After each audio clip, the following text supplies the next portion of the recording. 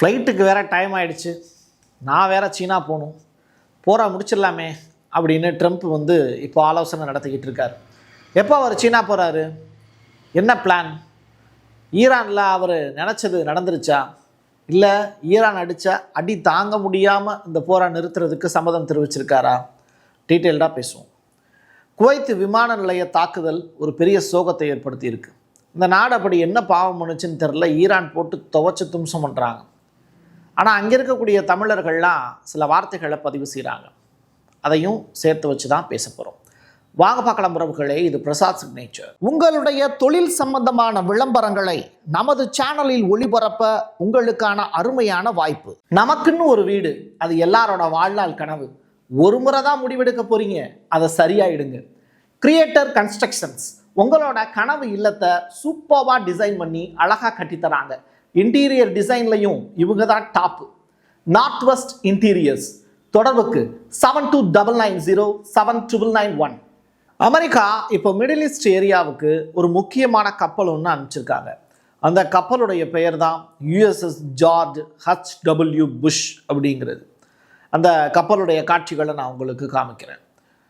போர் முடிவடைய போகுது, 2 அல்லது 3 வாரத்துக்குள்ளே இந்த போரை முடிச்சிருவேன் அப்படின்னு சொல்லக்கூடிய ட்ரம்ப் அவர்கள் இப்போது என்ன காரணத்துக்காக இந்த அணுசக்தி மூலம் இயங்கக்கூடிய விமானம் தாங்கி கப்பலான இந்த USS ஜார்ஜ் H.W. புஷ் அந்த கப்பலை அனுப்புகிறார்? கொஞ்சம் யோசிச்சு பாருங்கள். ட்ரம்ப் பொய் சொல்கிறாரு அப்படிங்கிறதும், போர் முடிவடைவதற்கு இன்னும் வெகு காலம் இருக்குது அப்படிங்கிறதையும் இதன் மூலிமா நீங்கள் புரிஞ்சுக்கலாம். அந்த கப்பலுடைய காட்சிகளும் நமக்கு கிடச்சிருக்கு. ஒரு பிரம்மாண்டமான கப்பல், அடிக்கிறதுக்கு முன்னாடியே புகை வருது.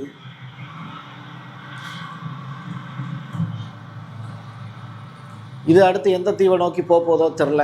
பாகிஸ்தான் மத்தியஸ்தம் பண்ணுதா அப்படின்னா எங்களுக்கு வேண்டாம் அப்படின்னு ஈரான் ஒதுங்கிக்கிட்டாங்க.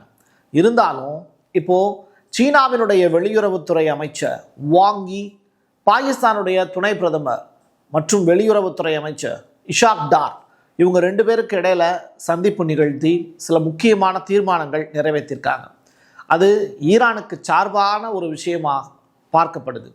அமெரிக்காவுக்கும் ஓகே கம்ஃபர்டபுள் தான் அப்படிங்கிற மாதிரியான விஷயமாகவும் பேசப்படுது. சரி, இவங்க அப்படி என்ன முன்மொழிவு செஞ்சுருக்காங்க? ஒரு 5 பாயிண்ட் இருக்குது. அதுதான் ரொம்ப முக்கியமானது. அதை நான் வரிசைப்படுத்துகிறேன். அந்த 5 அம்ச திட்டம் அப்படிங்கிறது சீனாவும் பாகிஸ்தானும் சேர்ந்து செய்கிறதுக்கான காரணம் என்ன அப்படிங்கிறதையும் நான் சொல்கிறேன். சீஸ்ஃபயர் டீல் பெர்மனண்ட்டாக இருக்கணும், ஈரான் மேலே அடிக்கக்கூடாது தொடர்ச்சியாக. இனிமேல் ஃப்யூச்சர்லையும் நீங்களாக தாக்குதல் நடத்துறதுக்கும் அப்படி ஒரு அளவு கிடையாது. ஏன்னா 2 முறை அதே மாதிரி தான் நடந்தது. 3வது முறையும் முத்தரப்பு பேச்சுவார்த்தைன்னு சொல்லிட்டு ஒன்று போட்டிங்க, அதுவும் வந்து வேலைக்கு ஆகலை. ஸோ விரைவான அமைதி பேச்சுவார்த்தைகள் அடுத்ததாக நடக்கணும். அது ஒரு குறிப்பிட்ட ஒப்பந்தத்தை நோக்கி போகணும். பொதுமக்கள் மற்றும் உள்கட்டமைப்புகளுடைய பாதுகாப்பு உறுதி செய்யப்படணும். கப்பல் போக்குவரத்து பாதைகளை பாதுகாக்கிறதுக்கு ஈரானுக்குத்தான் அனுமதி கொடுக்கணும். ஐநா தலைமையிலான அமைதி கட்டமைப்பு ஒன்று உருவாக்கணும். அது ஐநா சொல்கிறத கேட்கணும், ஆனால் ஐநா அமெரிக்கா சொல்கிறத கேட்கக்கூடாது. இப்படி ஏகப்பட்ட விஷயங்களை முன் வச்சுருக்காங்க. இந்த 5 முக்கியமான அம்சங்களை ஈரான் டேபிளுக்கும் போயிருக்கு, அமெரிக்காவினுடைய டேபிளுக்கும் போயிருக்கு. ஆக்சுவலி இது பாகிஸ்தான் முன்மொழிஞ்ச திட்டம் அப்படிங்கிறது கிடையாது. இந்த பக்கம் சீனா முன்மொழிஞ்ச திட்டமாக தான் பார்க்கப்படுது. அதனால் இதை ஈரானும் கன்சிடர் பண்ண முடியும், அமெரிக்காவும் கன்சிடர் பண்ண முடியும் அப்படின்னு சொல்கிறாங்க. காரணம் என்னென்னா, மே மாதம் 14ஆம் தேதி 15ஆம் தேதி இந்த 2 நாட்கள் ட்ரம்ப் சீனாவுக்கு பயணம் போக போகிறார். இந்த பயணம் சுமூகமாக இருக்கணும் அப்படின்னா சீனா சொல்கிறதையும் இப்போ அமெரிக்கா கேட்டாக வேண்டிய தேவை இருக்குது. போரை முடிச்சுட்டு வந்து பேசினாதான் இந்த மல்டிபோலார் வேர்ல்டுக்குள்ளே சீனாவும் அமெரிக்காவும் அடுத்த ஸ்டெப்பை நோக்கி போக முடியும். இல்லை அப்படின்னா ட்ரேடிங் வந்து பெரிய அளவில் பாதிப்புக்குள்ளாகும். அப்படிப்பட்ட இடத்துல நம்ம 2 பேரும் மறுபடியும் நட்புறவு வச்சுக்கிறதுங்கிறது கஷ்டமான காலமாயிடும். அதனால் போரை முடிச்சுட்டு வாங்க அப்படின்னு ஜி ஜின்பிங் இப்போ அமெரிக்காவுக்கு தூது அனுப்பிச்சிருக்கார். அதனுடைய விளைவு தான் இது. ஸ்பெயின் இப்போது அமெரிக்க இராணுவத்திற்கான தங்களோட தளங்களை மூடிட்டாங்க, வான்வெளியும் மூடியிருக்காங்க. இட்டாலி அமெரிக்க இராணுவத்திற்காக தன்னுடைய வான்வெளியும் மூடியிருக்காங்க. அதே நேரத்தில் நாங்கள் உங்களோட போரில் பங்கெடுத்துக்க மாட்டோங்கிற ஸ்டேட்மெண்ட்டையும் கொடுத்துருக்காங்க. பிரான்ஸ் அமெரிக்க இராணுவத்திற்கான தனது ஏர்பேஸை மூடிடுச்சு. அனுப்பி இருக்கக்கூடிய அந்த போர்க்கப்பலையும் திருப்பி வாங்கிடுச்சு, அசிங்கப்படுத்தியிருக்கு. சுவிட்சர்லாந்து அமெரிக்க இராணுவத்திற்கான வான்வெளியை மட்டும் இல்லை, தனது ஏர்பேஸை எந்த காரணத்துக்காகவும் பயன்படுத்தக்கூடாது. அது மட்டும் இல்லை, MQ-9 ரீப்பர் அது தொடர்பான ஒப்பந்தங்களாகட்டும், ஏகப்பட்ட ஒப்பந்தங்கள் சுவிட்சர்லாந்துக்கும் அமெரிக்காவுக்கும் இடையில போடப்பட்ட அந்த வெப்பன் ஒப்பந்தங்கள் கேன்சல் ஆகிருக்கு. போலந்து அமெரிக்காவுக்கு ஏவுகணை தொகுப்புகளை வழங்க மறுத்துருச்சு. இந்த தாட் ஏவுகணை அது மட்டும் இல்லை, அவங்களுக்கு தொடர்பான ஏற்கனவே அமெரிக்கா கொடுத்தாங்கல்ல அந்த ஏவுகணையவே திருப்பி கொடுக்க மாட்டேன்ட்டாங்க போலந்து. நீ ரொம்ப பெரிய ஆளுன்னு நினச்சேன், அப்படிலாம் ஒன்றும் கிடையாது அப்படிங்கிற அளவிற்கு இப்போ போலந்து சம்பவம் பண்ணியிருக்கு அமெரிக்காவை. ஜெர்மனி அமெரிக்க தளங்களை மூடிட்டாங்க. அதே நேரத்தில் 50,000 அமெரிக்க படைகளை திருப்பி அனுப்பிச்சிட்டாங்க. ஈரான் திருதுப்புன்னு நீ US மிலிட்ரிலாம் வச்சுருக்கேன்னு சொல்லி எங்கள் ஏரியா மேலே அட்டாக் பண்ணால் சும்மாவே எங்கள் நாடு எந்திரிக்க மாட்டேங்குது, இதில் இது வேறு பிரச்சனையா அப்படின்னு சொல்லி தொடர்ச்சியாக ஜெர்மனியினுடைய மெர்சவர்கள் வித்தியாசமான ஒரு நடவடிக்கையில் ஈடுபட்டிருக்கார். சரி, ரைட். அமெரிக்காவினுடைய தீவிர நட்பு நாடுகள் கூட இப்போ அவங்கள கைவிட்டுட்டாங்க. அதில் குறிப்பாக நாட்டோவை சேர்ந்த நாடுகள் தான் இப்போ பிரச்சனையாக மாறி நிற்கிது. இத்தகைய கௌரவத்தை பெறக்கூடிய முதல் ஜனாதிபதி யார் அப்படின்னா 80 வயது கிழவர், மதிப்பிற்குரிய மரியாதைக்குரிய திரு ட்ரம்ப் அவர்கள். பயவுல பொய் சொல்லிட்டாம்பா அப்படின்னு சொல்கிற மாதிரி ஈரானுடைய ஃபாரின் மினிஸ்டர் அப்பாஸ் அராக்சி இப்போ ஒரு ஸ்டேட்மெண்ட் கொடுத்துருக்காரு. செய்தியாளர் கேட்குறாரு யார்கிட்ட, ஈரானுடைய ஃபாரின் மினிஸ்டர்கிட்ட, ஈரானுடன் தாங்கள் நல்ல பேச்சுவார்த்தைகளை நடத்தி வருவதாக ட்ரம்ப் சொல்கிறாரே அது உண்மையா அப்படின்னு கேட்குறாரு. அதுக்கு அப்பாஸ் அராக்சி சொல்கிறாரு, அவர் பொய் சொல்கிறாரு, எங்கள் தரப்பிலிருந்து அத்தகைய பேச்சுவார்த்தைகள் எதுவுமே நடக்கலை. அவங்க எங்களுக்கு 15 அம்சங்கள் கொண்ட ஒரு முன்மொழிவு மட்டும்தான், ஒரு டிராஃப்ட் மட்டும்தான் கொடுத்துருந்தாங்க. அமெரிக்கா மீது எங்களுக்கு துளியளவு கூட நம்பிக்கையே கிடையாது. நாங்கள் அதுக்கு பதில் கூட அனுப்பலை, குப்பத்தொட்டியில் போட்டோம். நாங்கள் இப்போது அமெரிக்காவோட தரைப்படை வீரர்களுடைய வருகைக்காக காத்திருக்கோம். இந்த நேரத்தில் போய் இப்படி பேசிக்கிட்டு இருக்கீங்க போங்க அப்படின்னு சொல்லிட்டு இடத்துல இவர் பேசியிருக்கக்கூடிய விஷயம், புதுப்பேட்டை அப்படிங்கிற படத்தில் தனுஷ் தூது அனுப்புவார், அதுக்கு அந்த வில்லன் பதில் சொல்லக்கூடிய காட்சிகள் தான். நான் என்னடா உன்னைய எப்படா கொலை பண்ணுவேன்னு சொல்லி காத்துக்கிட்டு இருக்கேன், நீ என்னடா சமாதான தூதுலாம் அனுப்பிச்சி விட்டுட்டு இருக்க, உன் ஆள் செத்துட்டான்ப்பா பாய்மா அப்படின்னு சொல்கிற மாதிரி ஒரு காட்சி வச்சுருப்பாங்க. அந்த மாதிரி ஒரு சமூகம் பண்ணி வச்சுருக்காரு ஈரானுடைய ஃபாரின் மினிஸ்டர். இதெல்லாம் கேட்டு இன்னும் மானஸ்தனாக இருந்தால் ஒரு முடிவு எடுத்திருப்பான். அப்படிப்பட்ட வாய்ப்பு அந்த நாட்டு பக்கம் இல்லைன்னு நினைக்கிறேன், எங்கே அமெரிக்கா பக்கம். நான் சொல்கிறது இருக்கட்டும், ஈரானுடைய ஃபாரின் மினிஸ்டர் பேசி இருக்கக்கூடிய வார்த்தைகள் இருக்குல்ல. Any response to that 15-point proposal from the US. However, no negotiation has taken place and the reports about that are not accurate. Discussions through messages are ongoing and Mr. Witkoff has sent messages directly. Like I've said, பாதி மட்டும் கேட்டுக்கோங்க, மீதி பாதி அடுத்து ஒரு பெரிய சம்பவம் இருக்குது, அதை நான் அடுத்த வீடியோவில் சொல்கிறேன். ஈரானுடைய ஆளில்லாத விமான தாக்குதல் அப்படிங்கிறது குவைத்தில் நடந்திருக்கு. ஏன் எந்த ஜென்மத்தில் என்ன பாவம் பண்ணமோ தெரிலையே, நாங்கள் வாட்டுக்கு தானே இருந்தோம், எங்களை போட்டு இப்படி அடிக்கிறாங்களே அப்படிங்கிற அளவுக்கு தான் குவைத்தில் சில சம்பவங்கள் நடந்துக்கிட்டே இருக்குது. தொடர்ச்சியாக அங்கே இருக்கக்கூடிய சர்வதேச விமான நிலையத்தில் இருக்கக்கூடிய ஒரு எண்ணெய் கிணறு தொட்டி, அதன் மேலே அட்டாக் பண்ணியிருக்காங்க. எரிபொருள் நிலையங்கள் மீதான ஆளில்லாத விமான தாக்குதலுக்கு பிறகு அது செயல்படவே முடியாத அளவிற்கு போயிடுச்சு அப்படின்னு வருத்தப்படுறாங்க குவைத்தில் இருக்கக்கூடிய அதிகாரிகள்.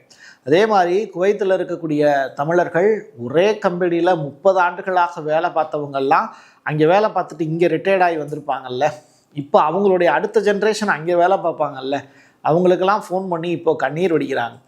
குவைத் அப்படிங்கிறது நமக்கு சோறு போட்ட ஊருப்பா, அப்படிப்பட்ட ஊர் இப்போது அடிபட்டுக்கிட்டு இருக்குன்னு நினைக்கும் போது வருத்தமாக இருக்குது அப்படின்னு சொல்லி இங்கே இருக்கக்கூடிய வயதானவர்கள் அங்கே இருக்கக்கூடிய இலசுகளுக்கு சொல்கிறாங்களாம்.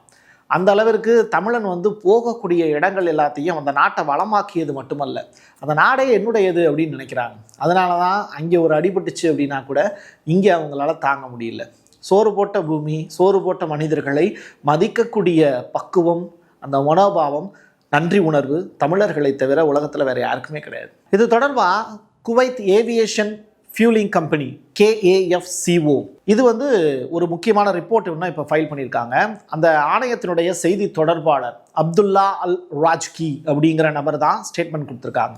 இந்த தாக்குதலில் பெரிய தீ விபத்து ஏற்பட்டிருக்கு, தொட்டிகளுக்கு, அதாவது எண்ணெய் தொட்டிகளுக்கு கணிசமான சேதமும் ஏற்பட்டது அப்படிங்கிற ஸ்டேட்மெண்ட்டை சொல்லியிருக்காங்க. நம்முடைய சப்ஸ்கிரைபர்கள் நிறையா பேர் கேட்டிருந்தாங்க, ஆனால் அந்த மாதிரி போர் நடந்துக்கிட்டு இருக்கே, நமக்கு பாதிப்புகள் எதுவும் இருக்கா அப்படின்னா நிச்சயமாக இருக்கும். அது நமக்கு மட்டும் இல்லை, ஒட்டுமொத்த உலகத்திற்குமானது. விமான எரிபொருளுடைய விலை அப்படிங்கிறது 115% அளவிற்கு உயர்ந்திருக்கு. இனி விமான கட்டணங்கள் உயரலாம். அதனால் பாதிக்கப்படக்கூடியவங்க வெறும் 3% தான். மீதி இருக்கக்கூடிய 97% பேர் எப்படி பாதிக்கப்படுவாங்க தெரியுமா? கச்சா எண்ணெய் கப்பலுக்கு ஹார்மோஸ் நீரணையை கடக்கிறதுக்கு $2 மில்லியன் கொடுத்துட்டு தான் நீங்கள் உள்ளே போகணும் அப்படின்னு ஈரான் புதியதொரு சட்டத்தை நாடாளுமன்றத்தில் தாக்கல் பண்ணி அதை அமல்படுத்தவும் செஞ்சுட்டாங்க. இப்படிப்பட்ட நிலையில் இனிமேல் இந்திய கப்பல் போச்சுன்னா கூட காசு கொடுத்து தான் அந்த எல்லையை கடக்கிற மாதிரி இருக்கும். அப்போது அதுக்கு ஒரு செலவாகும்ல. அதை இந்தியன் கவர்மெண்ட் எங்கே போய் கேட்பாங்க? இந்தியாவில் இருக்கக்கூடிய குடிமக்கள்கிட்ட தான் கேட்பாங்க. அப்போது பெட்ரோல் டீசலுக்கான ரேட்டுங்கிறது ஜாஸ்தியாவதற்கான வாய்ப்பு யதார்த்தமாகவே உருவாயிடும். இது ஆளுங்கட்சி எதிர்க்கட்சி அப்படிங்கிறது கிடையாது. வழிநடத்தக்கூடிய தலைவர்கள் இந்த முடிவுகளை தான் அடுத்த கட்டமாக எடுப்பதற்கு வாய்ப்பு இருக்குது. இஸ்ரேலை ஒரு வல்லரசாக மாற்றக்கூடிய நோக்கத்தோடு தான் ஈரானுக்கு எதிரான போரையே நாங்கள் நடத்த ஆரம்பித்தோம் அப்படிங்கிற ஸ்டேட்மெண்ட்டை இப்போது நெதன்யாகு சொல்கிறார். நீங்கள் வல்லரசாகணும், நீங்கள் பேரரசு ஆகணும் அப்படிங்கிறதுக்காக மற்ற நாடுகள்லாம் சிரமப்படணுமா சார் அப்படிங்கிற கேள்வியை இஸ்ரேலை பார்த்து ஏன் மற்ற நாடுகள் கேட்க மாட்டாங்கன்னு தெரியல. இந்த பிராந்தியத்திலையும் உலக அளவிலையும் இஸ்ரேலை ஒரு வல்லரசாக மாற்றக்கூடிய பணியில் நாங்கள் ஈடுபட்டுள்ளோன்னு நெதன்யாகு பேசக்கூடிய அந்த திமிர்த்தனமான பேச்சு இருக்குல்ல, அதுக்கு உலக நாடுகள் கண்டனம்ல தெரிவிக்கணும். யாருமே எடுத்து பேசல. முதுகெலும்புள்ள தலைவர்கள் நிச்சயமாக பேசுவார்கள் அப்படின்னு நம்பலாம். ஃப்யூச்சரில் எல்லா கண்ட்ரீஸும் சேர்ந்து இஸ்ரேல் மேலே போர் தொடுத்தே ஆகணும். அப்படிப்பட்ட ஒரு சுச்சுவேஷன் உருவானால் மட்டும்தான் இவங்களுடைய திமிரு அடங்கும். இல்லை அப்படின்னா இவங்க பெரிய அளவிலான ஆட்டத்தை தான் நடத்துவாங்க. லெபனானில் இருந்து இஸ்ரேல் உடனடியாக வெளியேறணும்னு சீனா இப்போ எச்சரிக்கையும் விடுத்திருக்காங்க. காரணம் என்னென்னா, லெபனான் அடுத்த காசாவாக மாறுவதற்கான வாய்ப்பு இருக்குது அப்படிங்கிறது தான் சொல்லப்படுது. தொடர்ச்சியாக நம்ம பதிவிட்டு வரக்கூடிய செய்திகள் லெபனான் ரொம்ப அபாயகரமான கட்டத்தில் இருக்குது அப்படின்னு. ஒட்டுமொத்த லெபனானையும் அழிப்பதற்கு இஸ்ரேல் மேற்கொண்டிருக்கக்கூடிய முயற்சிக்கு என்ன காரணம்? ஒரு நாடு இன்னொரு நாட்டின் மீது திடுதுப்புன்னு போர் தொடுத்துக்கிட்டே இருக்குது. சம்பந்தமே இல்லாமல் எந்த விதமான முன் தாக்குதலும் இஸ்ரேல் மேலே நடத்தவே இல்லாமல் லெபனானில் இருக்கக்கூடிய அரசும் அமைதியாக இருக்குது. ஆனால் இஸ்ரேல் தொடர்ச்சியாக லெபனான் மீது போர் பண்ணிக்கிட்டே இருக்காங்களே, அதுக்கு என்ன காரணம்னு ஐக்கிய நாடுகள் சபை ஏன் கேட்காம இருக்காங்க? ஏன் இந்தியா உட்பட அமைதி நாடுகளாக இருக்கக்கூடிய ஜனநாயகத்தை மதிக்கக்கூடிய நம்ம கூட அந்த கேள்வியை கேட்காமல் இருப்பது வருந்தத்தக்கது தான். உலகத்தில் மற்ற எல்லா நாட்டினுடைய தலைவர்களும் அமைதியாக இருக்கலாம். மோடி அவர்கள் இதில் அமைதியாக இருக்கக்கூடாது அப்படிங்கிறது இந்திய குடிமக்களாகிய நம்ம கேட்க வேண்டிய கேள்வி. ஏன்னா இந்தியாவும் ஸ்ரீலங்காவும் இணைந்து ஒரு பெரிய கேள்வியை ஐக்கிய நாடுகள் சபையிலையோ இல்லை டிராஃப்டாவோ கொண்டு வந்தாங்க அப்படின்னா நிச்சயமாக லெபனான் மீது நடக்கக்கூடிய போர் அப்படிங்கிறது நிற்கிறதுக்கு வாய்ப்பு இருக்குது. இல்லை பிரிக்ஸ் கூட்டணி ஒன்றாக சேர்ந்து ஐக்கிய நாடுகள் சபையில் சீனாவும் இந்தியாவும் ரஷ்யாவும் ஒன்றாக சேர்ந்து அந்த முன்னெடுப்பை எடுக்கலாம். அப்படி எடுத்தாங்கன்னா லெபனான் மக்கள் பாதிக்கப்படாமல் இருப்பாங்க.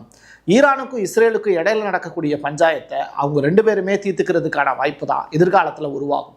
அமெரிக்கா இந்த போரில் இருந்து மெல்ல மெல்ல வெளியில் வந்துக்கிட்டே இருக்குது. யூரோப்பு அமெரிக்கா போர் பண்ணிக்கிட்டு இருக்கும் போதே உள்ளே வரலை. அப்படி இருக்கும்போது ஈரானோடு போர் புரியக்கூடிய தைரியம் யூரோப்பு நாடுகளுக்கு இருக்காது. இப்படிப்பட்ட சூழ்நிலையை பயன்படுத்தி இந்தியா ஒரு அமைதி பேச்சுவார்த்தைக்கு உட்படுத்தினாங்க அப்படின்னா நிச்சயமாக உலகம் அமைதி பெறும், இஸ்ரேலுக்கும் முடிவு கட்டப்படும். அதுதான் இந்த போரினுடைய கடைசி கட்டமாக இருக்குங்கிறது என்னுடைய நம்பிக்கை. என் கையெழுத்து என் மக்களுக்கான உறவுகளே, மீண்டும் ஒரு பதிவில் சந்திக்கலாம். நன்றி, வணக்கம். உங்களுடைய தொழில் சம்பந்தமான விளம்பரங்களை நமது சேனலில் ஒளிபரப்ப உங்களுக்கான அருமையான வாய்ப்பு. நமக்குன்னு ஒரு வீடு, அது எல்லாரோட வாழ்நாள் கனவு. ஒரு முறை தான் முடிவெடுக்க போறீங்க, அதை சரியாயிடுங்க. கிரியேட்டர் கன்ஸ்ட்ரக்ஷன்ஸ் உங்களோட கனவு இல்லத்தை சூப்பர்வா டிசைன் பண்ணி அழகா கட்டித்தராங்க. இன்டீரியர் டிசைன்லையும் இவங்க தான் டாப். North west interiors. தொடர்புக்கு 72907991.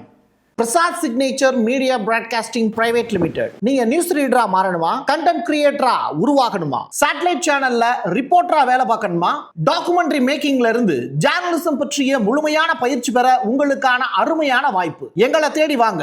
ஆன்லைன் மற்றும் நேரடி பயிற்சி வகுப்புகளும் சர்டிபிகேட் கோர்ஸாவே கத்துத்தரும். மீடியா துறையில் 10 ஆண்டுகளுக்கு மேல அனுபவம் உள்ளவர்கள் பயிற்சி கொடுப்பார்கள். வாய்ஸ் ஓவர் தொடங்கி வாய்ஸ்லெஸ் பீப்புளுக்காக உங்களை சிறந்த ஜேர்னலிஸ்டா உருவாக்க வேண்டியது எங்களோட பொறுப்பு. ஸ்கூல்ஸ் அண்ட் காலேஜஸ்ல ஜூனியர் ஜேர்னலிஸ்ட்ங்கிற பேர்ல ஒர்க் ஷாப்பும் கண்டக்ட் பண்ணி கொடுக்கிறோம்.